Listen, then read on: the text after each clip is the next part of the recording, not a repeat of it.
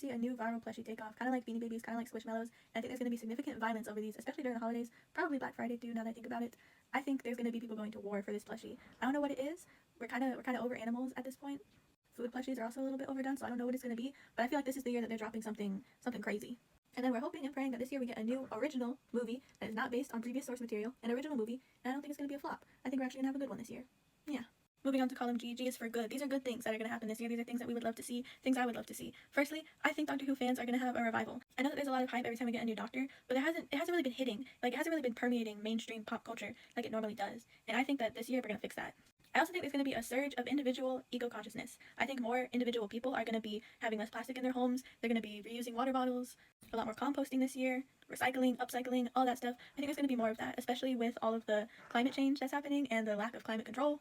I think we're going to get a new fashion subculture this year, but I think it's going to be inclusive. Because you know how sometimes you look up a certain aesthetic, you only see one kind of person, like the Tomato Girl aesthetic, or kind of like how the boho aesthetic got kind of colonized. I think we're going to get a different fashion subculture this year, and I think it's going to look good on all types of people, and I think people are really going to like it. Specifically, I think it's probably going to have to do with some sort of escapism, like maybe some fantasy elements, or maybe some, like, big city dreams elements. I think a kids franchise from the 80s is going to take over pop culture this year. We've already seen it with Strawberry Shortcake and Care Bears for the past, like, 2-3 years now, and I'm seeing a lot more Rainbow Bright stuff. I'm seeing a lot more OG My Little Pony stuff, and I think, I want Gem and the Holograms. That's what I want. I want more of that. So that's what I'm banking on this year.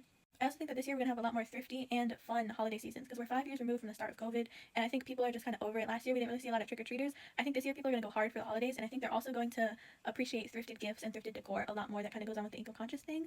I think we're going to see more of that.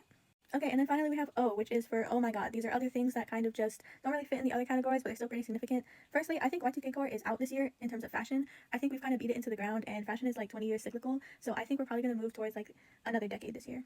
Conversely, I think Y2K core is in tech-wise. Let me tell you why.